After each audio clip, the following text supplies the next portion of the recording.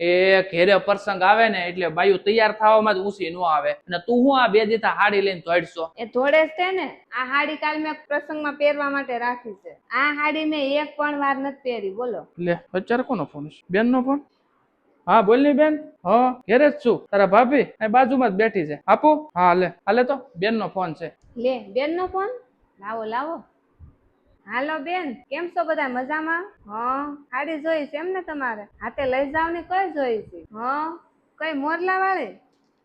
લઈ જાવ ને, કઈ વાંધો નહીં. ના ના હું નથી પહેરવાની, હું તો બીજી પહેરવાની છું. હાથે તમે લઈ જાઓ, હું કાઢી રાખું છું. હા આવો હો. પણ તું તો કાલે મોરલા વાળી સાડી પહેરવા નથી ને, તો બેન ને કેમ આ પાડી દીધી? ના હવે હું બીજી સાડી પહેરી લઈ. આ બેન ભલે લઈ જાય. પણ તે એક પણ વાર પહેરી નથી તોય? તો શું થઈ ગયું? બેન ભલે નહીં પહેરે.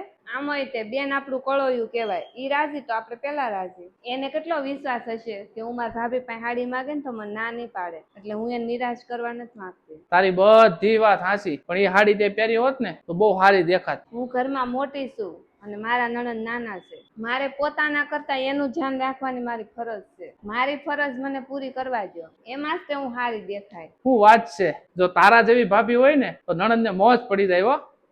સાચું ને?